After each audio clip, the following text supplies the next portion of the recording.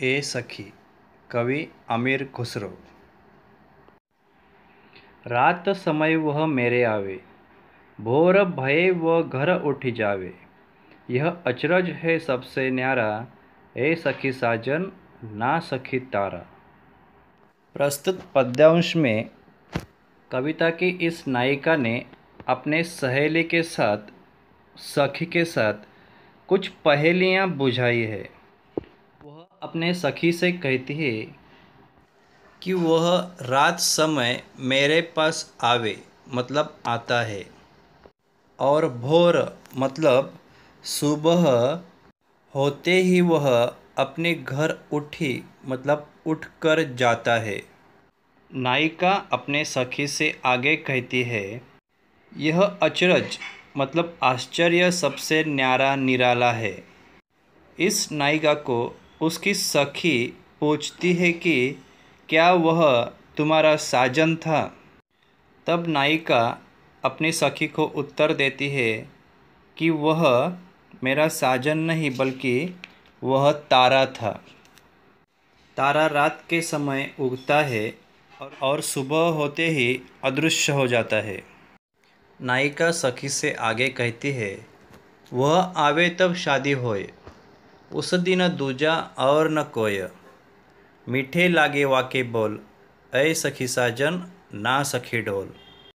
आगे की पहेली बुझाते हुए नायिका सहेली से कहती है कि वह जब आता है तब शादियाँ हो जाती है, और इस शादी के दिन इसके अलावा दूजा मतलब दूसरा और न कोई मतलब कोई दूसरा और नहीं होता, वही महत्वपूर्ण होता है। नायिका सखी से आगे कहती है कि मीठे मतलब बड़े प्यारे, वाक्य मतलब उसके बोल लगते हैं। सखी ने जब नायिका से पूछा, क्या वह तुम्हारा साजन था? तब नायिका सखी से कहती है, वह ढोल था। ढोल के सिवाय शादियाँ नहीं होती और उस दिन ढोल ही महत्वपूर्ण होता है, सिवाय उसकी आवाज़ बड़ी प्यारी लगती है। जब मांगो तब जल भरी लावे, मेरे मन की तपन बुझावे। मन का भारी तन का छोटा, ऐ सखी साजन ना सखी लोटा। पहेली बुझाते हुए नायिका अपनी सखी से सहेली से कहती है, जब मैं मांगती हूँ तब मेरे लिए जल मतलब पानी भर के लाता है, और इस प्रकार मेरे मन की तपन मतलब गर्मी प्यास बुझाता है। यही इसका तन मतलब शरीर छोटा है, मगर इसका मन हृदय बहुत बड़ा है, विशाल है। पहेली पहचानते हुए सखी जब नायिका से कहती है कि क्या वह तुम्हारा साजन था? तब नायिका सखी से कहती है, वह साजन नहीं था बल्कि वह लोटा था। बेर बेर सोवत ही जगावे, ना जागू तो काटे खावे। व्याकुल हुई मैं हक्की बक्की, ऐ सखी साजन ना सखी मक्खी।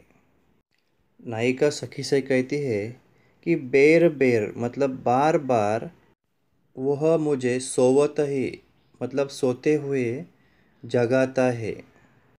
अगर मैं ना जागूँ तो वह काटे खावे मतलब काट कर खाता है, काटता है।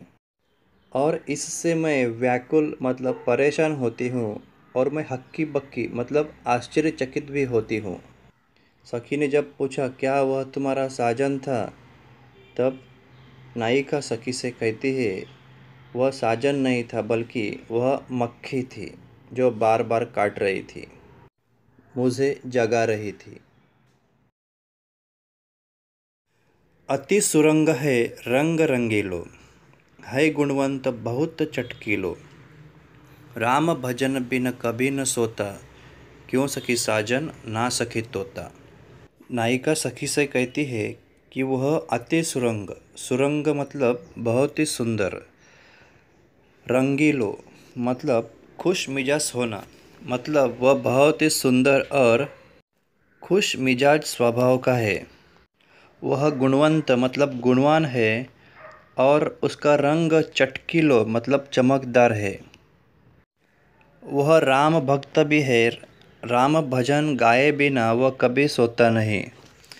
सखी ने नायिका से पूछा, क्या वह तुम्हारा साजन है? तब नायिका उत्तर देती है, नहीं सखी, वह साजन नहीं बल्कि तोता है।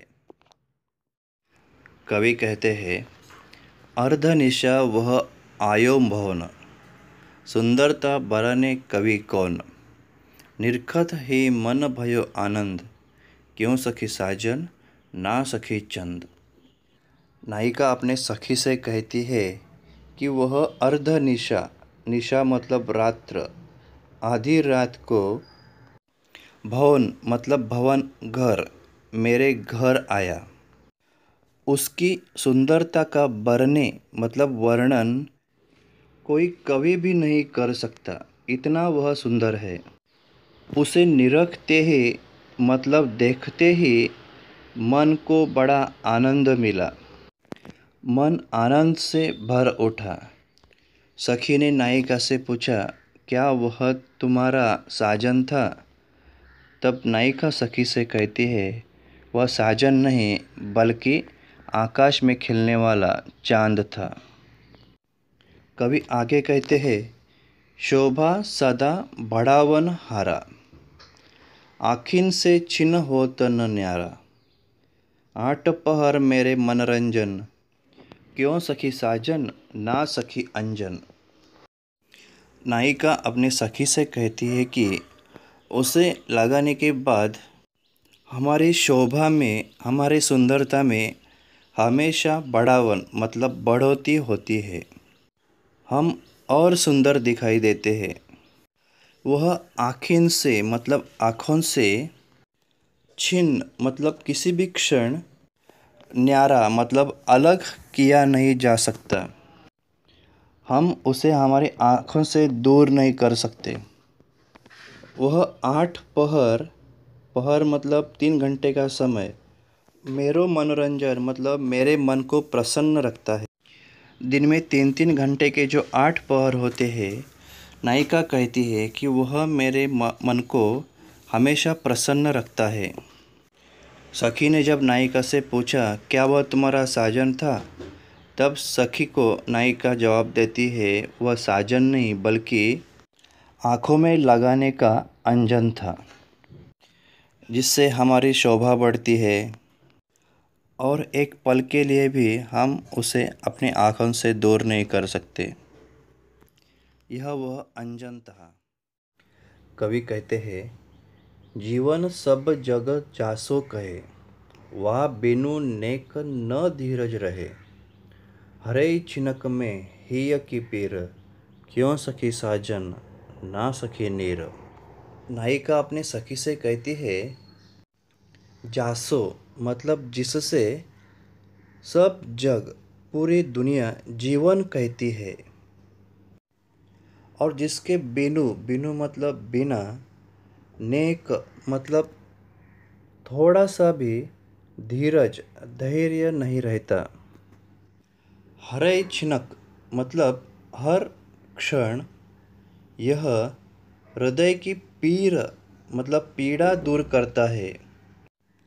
सखी ने नायिका से पूछा, क्या वह तुम्हारा साजन था? तब नायिका ने कहा, वह साजन नहीं बल्कि नीर मतलब पानी है, जिसे पूरा संसार जीवन कहता है। इसके बिना हम जिंदा नहीं रह सकते।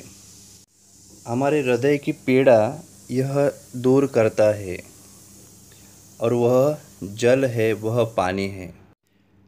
कवि आगे कहते हैं, बिन आए सबहि सुख भूले, आए तो अंग अंग सब फूले।